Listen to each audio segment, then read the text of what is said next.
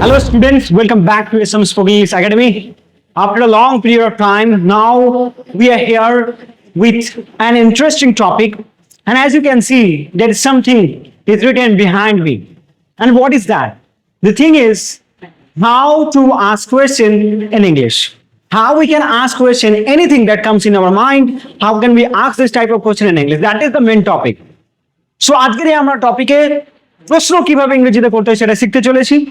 So before doing that, let me tell you something. There are two types of questions. Before asking the direct question, I need to tell you one thing. There are two types of question, and what are those two types of question? Let me just write it down. Close-ended question. The number one question is close-ended question. And if I talk about the other one, that is, as you can imagine, as you can guess, this is open-ended question. So there are two types of question, close-ended question and open-ended question. So first of all, try to understand what is open-ended question. Open-ended question and close-ended question, এগুলোর মানেটা কি? So for example, close-ended question. Close-ended question আমরা সেই সমস্ত প্রশ্নকে বলি যাদের উত্তর তুমি দেখবে হয় হ্যাঁ দিয়ে বা না দিয়ে দেওয়া যায়, খুব ছোট্ট মতো উত্তর। কিন্তু ওপেন-এন্ডেড কোশ্চেন এমন এক কোশ্চেন যেটার উত্তর শুধুমাত্র হ্যাঁ বা না দিয়ে দেওয়া সম্ভব নয়। কিভাবে? Let's figure out. আমি জিজ্ঞাসা করলাম তোমাকে যে তুমি কি ইংরেজি প্র্যাকটিস করো? You say yes sir I practice. Okay, so এখানে ইয়েস বা নো দিয়ে অ্যান্সারটা দেওয়া গেল। বা আমি বললাম সে কি তোমার বাড়িতে এসেছিল? হ্যাঁ বা না। বা তারা কি তোমাকে পছন্দ করে? হ্যাঁ বা না। বা তুমি কি প্রতিদিন স্কুলে যাও? হ্যাঁ বা না। তো যে ধরনের প্রশ্নগুলোর উত্তর হ্যাঁ বা না দিয়ে দেওয়া সম্ভব তাকে আমরা বলবো ক্লোজ এন্ডেড কোয়েশ্চেন। কিন্তু এই কোয়েশ্চেনগুলোতে যদি এই কোয়েশ্চেনগুলোকে একটু আমরা বদলে দিই, যেমন মনে করো আমরা যদি জিজ্ঞাসা করি যে তুমি কালকে কেন স্কুলে গিয়েছিলে, কালকে তুমি কখন স্কুলে গিয়েছিলে, তুমি কেন ইংরেজি শিখছো, এর উত্তরগুলো কিন্তু হ্যাঁ বা না দিয়ে দেওয়া সম্ভব নয়। তো যখন কোনো একটা উত্তরকে বিস্তারিতভাবে ব্যাখ্যা করে উত্তর দিতে হয় কোনো প্রশ্নের উত্তর, সেটাকে আমরা বলছি ওপেন এন্ডেড কোয়েশ্চেন। কেন? কারণ তুমি নিজেকে ওপেন করছো যে I am doing this because of this. Okay, আর ক্লোজ এন্ডেড কোয়েশ্চেন কি? যে প্রশ্নের উত্তর তুমি হ্যাঁ বা না দিয়ে দিতে পারছো।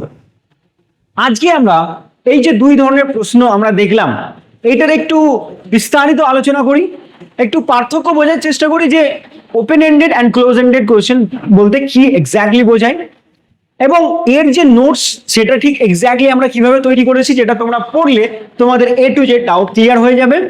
ক্লোজ এন্ডেড কোয়েশ্চেন এবং ওপেন এন্ডেড কোয়েশ্চেন কি করে বুঝতে পারবো এবং কখন কোন ধরনের প্রশ্নটা আমাদের করা উচিত, এই সমস্ত বিষয়ে আজকে আমরা শিখতে চলেছি এই পার্টিকুলার ক্লাসে, এই পার্টিকুলার স্পোকেন ইংলিশের ক্লাসে SM স্পোকেন ইংলিশ একাডেমির পক্ষ থেকে।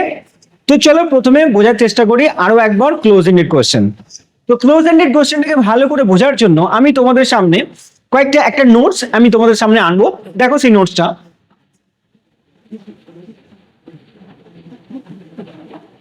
এখানে দেখো আজকে লেখা আছে যে কোয়েশ্চেনস আর টু টাইপস। কোয়েশ্চেন সাধারণত দুই ধরনের হয়। একটা কি, যে প্রশ্ন দুই ধরনের হয়, একটা হচ্ছে ক্লোজ এন্ডেড, একটা হচ্ছে ওপেন এন্ডেড।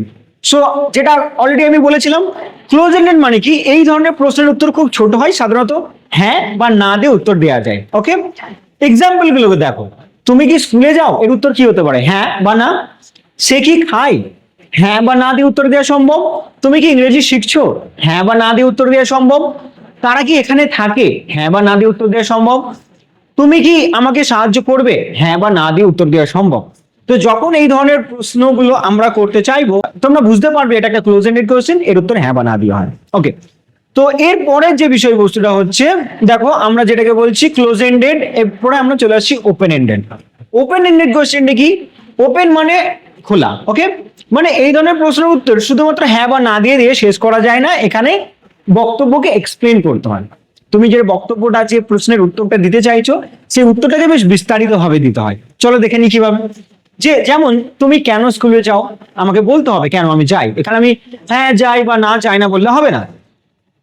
আচ্ছা, সে কি খায়? দেখো এই আগের এই প্রশ্নটা ছিল সে কি খায়, অর্থাৎ সে খায় কিনা জিজ্ঞাসা করছি।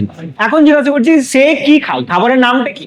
তাহলে প্রশ্ন দুটো শুনতে একই, কিন্তু দেখো একটা ক্লোজ এন্ডেড কোয়েশ্চেন, একটা ওপেন এন্ডেড কোয়েশ্চেন।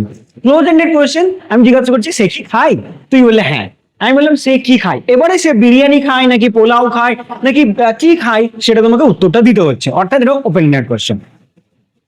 তুমি কোথায় থাকো, জায়গাটার নাম বলতে হবে আমাকে। হ্যাঁ বা না দিয়ে বলতে পারবো না। তুমি কিভাবে ইংরেজি শিখছো, কিভাবে শিখছো সেটা আমাকে বলো। আর তারা কখন আসবে, এই প্রশ্নগুলোর উত্তর সাধারণত আমরা হ্যাঁ বা না দিতে পারি না, হ্যাঁ বা না দিয়ে উত্তর দিতে পারি না। এবারে বিষয়বস্তু হলো আগামী কয়েকটা ভিডিওতে, প্রায় 6টা ভিডিও আমাদের অলরেডি ডে 10 বা 11 অবধি আমরা স্পোকেন ইংলিশের যে ক্র্যাশ কোর্স সেটা কমপ্লিট করে ফেলেছি। আজকে এরপর থেকে আমরা ডে 11 বা ডে 10 যেটাই হোক, আমরা ডে 11 থেকে যখন শুরু করব, ডে 11 বা ডে 12 যেটা হচ্ছে, এটা মনে করো ডে 11 এর পরের যে ভিডিওগুলো তোমরা দেখতে পাবে, যে লেসনগুলো তোমরা পাবে একদম স্টেপ বাই স্টেপ, যেমন তোমরা প্রথম থেকে শিখে আসছো regular pattern, running pattern, future pattern, সেই পার্টিকুলার প্যাটার্ন অনুযায়ী ক্লোজ এন্ডেড কোশ্চেন কেমন হবে, ওপেন এন্ডেড কোশ্চেন কেমন হবে। প্রথমে আমরা প্যাটার্ন অনুযায়ী ক্লোজ এন্ডেড কোশ্চেনগুলোকে আগে কমপ্লিট করব, ক্লোজ এন্ডেড কমপ্লিট করার পরে আমরা ওপেন এন্ডেডে আসবো। তাহলে এই সিরিজটা তোমরা ফলো করতে থাকো। সমস্ত ধরনের এ টু জেড প্রশ্ন ইংরেজিতে করতে হয়, তার পুরো আইডিয়া তোমরা পেয়ে যাবে। কোন রকম মুখস্থ বিদ্যার সাহায্য তোমাকে নিতে হবে না। You don't need to memorize a single question. You don't need to memorize a single dialogue. You don't need to memorize anything at all. And you just need to learn this type of stuff. Okay? Sometimes we actually watch type of video that help us to memorize some certain dialogues that we think it will be effective when we will be speaking real life, when we will be doing real life conversation, but that does not help. The only things that you have to concentrate, that I have to learn. I have to learn in a way that I can answer any question, I can ask any type of questions. So that's the real learning. Keep following and keep watching, and see you in the next video.